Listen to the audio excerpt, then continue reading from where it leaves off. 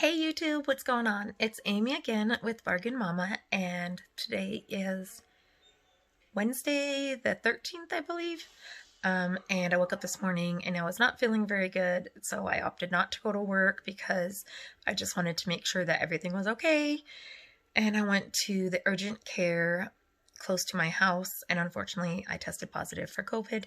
So at this point I'm doing great. I just have a cough and the low-grade fever, but I am trying to figure out right now, like, what happened with HIPAA and patients' rights, because I do not get tested in urgent cares and stuff. I get tested twice a week at my own work.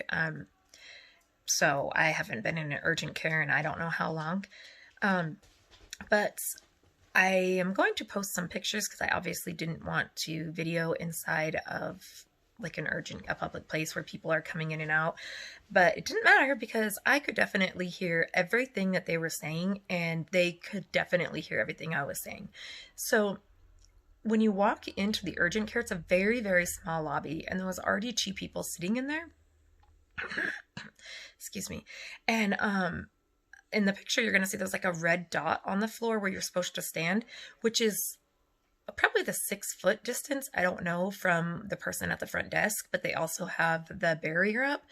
But that's where you have to stand to give them all of your personal information. So everybody in the lobby can hear it. Excuse me.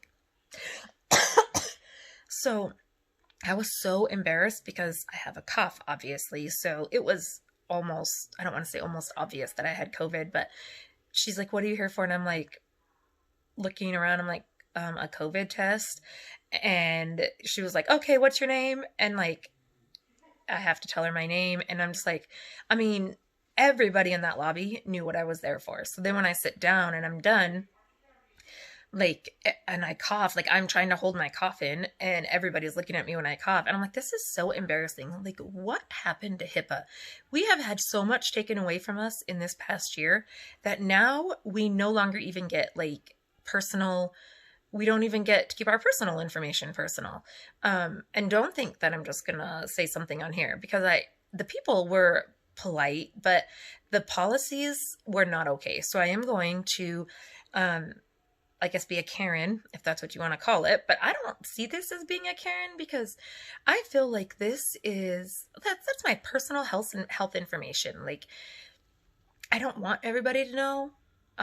Maybe, I mean, I'm coming on here saying I have it, but how do they know? I don't know. I was just very upset that I had to stand so far back. And then, so then when I sit down, which is also kind of even further away, she yells from the front thing and says, "Is your insurance under your husband?" And I said, "Yes." And she said, "And what's his date of birth?" I said, "Do you have a paper or something that I could write this on? Because I'm not comfortable, like, giving you all of my health information from so far away." Like, I don't know. I just feel like we have been just broken down and robbed of so many things this year. And now when we go into the health care facility, which is supposed to be like nobody is supposed to get your health information, everybody knows. So I was just really upset about that. And like I said, I have not been into an urgent care since it all broke out. I just feel like there could definitely be different protocols to make people feel comfortable and not get the virus, but also to make people feel comfortable about not everybody getting their personal health information. So anyways, yes, I did just get diagnosed about an hour ago, and I am in bed. I'm feeling pretty good. Like I said, just have a cough and a slight fever, and I'm pretty tired. But I just wanted to get on and say that, and I will see you guys later. All right, guys, have a great day, YouTube.